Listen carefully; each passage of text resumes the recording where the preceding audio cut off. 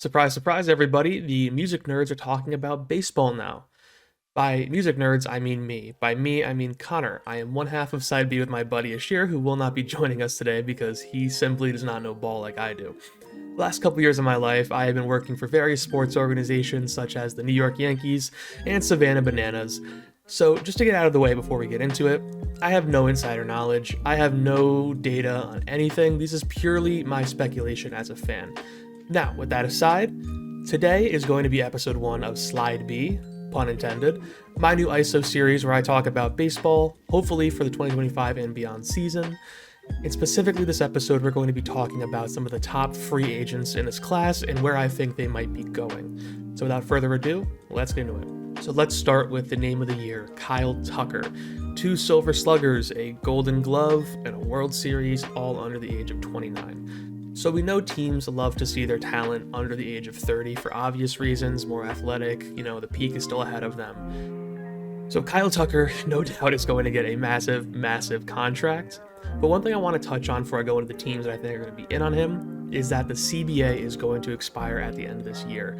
What that means for Kyle Tucker is I think a lot of the mid-level teams that would pursue him, even if it's just a cursory, send out feelers, are going to be completely out. They don't want to sign somebody to a massive deal where a year of it is not going to happen. So with that being said, I'm thinking only real massive teams.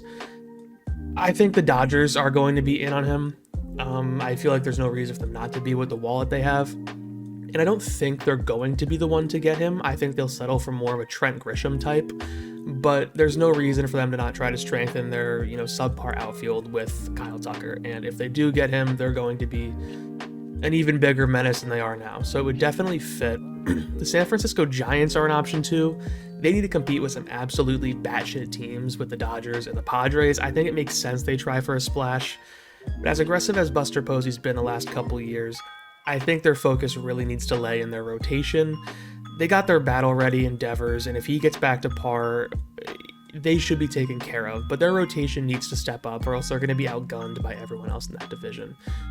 So Toronto can't be discounted either. I feel like Toronto, with how close they were to the World Series, should try to make a splash. And if they were to go after Tucker, it'd make a lot of sense just to get somebody in the field that they know is going to be a proven commodity and has the postseason experience that can get them over the hump. But that being said, I got to address my bias here. I feel like Kyle Tucker will wind up with the New York Yankees. He was made in a lab to play at Yankee Stadium. Honestly, if you look at the last couple years, last year was a great constructed Yankees roster, even though people say it wasn't. We weren't really missing the Juan Soto effect then. But if we are to lose Grisham and Bellinger, even if they come back and they're not playing to how they did last year, Judge is not protected. They're not going to be as threatening as a Kyle Tucker would be. They're not going to work those counts like he would. So I feel like Kyle Tucker would be the solution. It would also allow them to consolidate those 2 contracts in Grisham and Bellinger into one big contract, which arguably is not a great thing, but it would free up another outfield spot for a Dominguez or a Jones to come up and try to make an impact. I think it would ache the defense a little bit. It wouldn't be fire. It wouldn't be great. But Tucker, I feel, is the piece that could push the Yankees back into the dance. All right, number 2, Bo Bichette. Now, I feel Bo Bichette is a bat. You're not buying him for his defense. Did pretty solid last year, 134 WRC plus and a 3.8 FWAR. And especially considering how cooked the shortstop market is, he's definitely going to be getting a pretty sizable contract. If it's not Tucker getting a massive contract, he's the next biggest guy, I feel.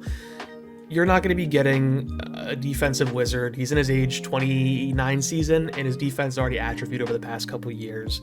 That being said, I feel like the Atlanta Braves need to at least take a look at him. Their shortstop situation's a bit scuffed. I love Ha-Seong Kim, but he's just not going to be it for them, I don't think. And if you are the Braves and you miss the postseason this year after, being in a window, it's up to them to kind of prove to their fans that they're in on it. And Bo Bichette would be a guy that you get to prove to your fans that you want to get back into the show. To keep it a buck, though, the Braves thing is kind of just like a cursory thing I felt like throwing out there. He's going back to the Blue Jays. If you're the Blue Jays and you made it as far as you did last year, Bo Bichette coming back is a no-brainer. He wants to win a ring with Vladdy. He wants to be in Toronto. And all things being equal, unless somebody offers him like a massive fuck you contract, he's going to be in Toronto. So my official prediction is Bo Bichette back to the Toronto Blue Jays.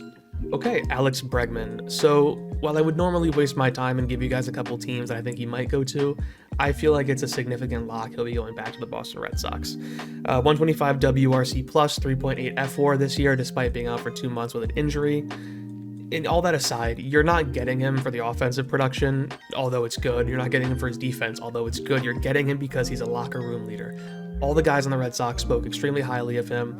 He's a dude with postseason experience who's still young, so he'll be able to age with that young core. And I feel like a presence like his is invaluable in the Red Sox dugout. So for that reason, I'm just going to skip the bullshit and say Alex Bregman is going right back to the Boston Red Sox.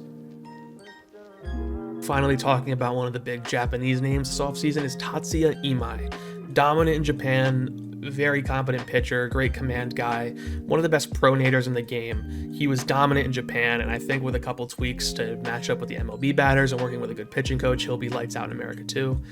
His fastball doesn't move much. It's kind of a flat plane, but what we're looking at with him is his slider. It is a nasty arm side slider, generated a 47% swing and miss chance, 41% chase, and 27% zone miss last year in the NPB. Great signature pitch. I feel like if he puts a little bit of work into it, it could be the next, Kershaw curveball. And I could totally see Tatsuya Imai being a good 2 to 3 starter with ace upside even. And he's made it clear over the past couple years that he's sick of the Japanese approach to try to wait him out. He wants a challenge, which I think is a total dog move, which we'll come back to in a minute. So where can he go? Dodgers first name that comes to mind when it comes to Japanese players. He'd slot in nicely to their staff. He'll have a lot of his countrymen there with him in the bullpen and on the mound. I feel like it'd be a comfortable transition. But because he is a dog, I don't think he's going to take the Dodgers. So, exploring their options, the New York Mets, Lord knows they need pitching. Frankly, last year was a joke for them. Steve Cohen's pockets are definitely deep enough to sign Tatsuya Imai. But with the amount of pitching that's on the open market right now, I feel like his money would be better spent going with a proven commodity. They've taken shots before and it never works out. So I'm going to skip them, and I'd hate to do it. I'm going back to the big brothers with the New York Yankees. Brian Cashman spoke directly about it, saying they're interested, and until then, I didn't really think about him as a fit for the Yankees. But when you try to piece it together, their 4 and 5 spots last year were questionable. Will Warren and Luis Gil are either injured or doing horrible. Cam Schlittler's proven himself to be a part of that rotation, so that leaves you a single opening. And I feel like if you get Tatsuya Imai and free up Warren and Gil for a trade move potentially, that's a great way to kind of, fill up that rotation and make it lights out. Do I think it will happen? No. Would I love it? Yes. My official pick for Tatsuya Imai is the San Francisco Giants. They need pitching desperately. They need to compete. They've fallen short over the years with Japanese pitchers. Ohtani, Yamamoto, Sasaki, all three they took shots at, all 3 times they missed. And if they don't keep up with the Dodgers for Japanese talent, they're going to be left behind. And I mean, Imai's a great fit for them. Oracle Park would be a great place for him to get used to baseball in. Logan Webb, Robbie Ray, he'd slot in perfectly between or after them. And I feel like it would be a gamble for him, just given the recent playoff success. But I think it would be a team that he would definitely look to go to. So I'm going to take a little bit of a weird angle here and go Tatsuya Imai to the San Francisco Giants. Last but not least is Munetaka Murakami, who was the supposed guy going into this class of free agents. There was a lot of hype around him. But as people have started looking into his strikeout numbers in Japan, it's become a little bit of a cooler market, at least among the fan bases. They're seeing the strikeout rates and are rightfully hesitant on trying to recreate Joey Gallo. So, as Murakami's market's still going to be strong, I feel like it's going to be at a point where a smaller team could take a shot on him. So I'm going to be a little bit out of pocket here and say the Angels. Los Angeles Angels. So, reasoning being, they have a third base problem. Anthony Rendon is his name. He's a bit of a wreck. Murakami wouldn't be a great defensive asset, but he's young, he's powerful. His ceiling is so high.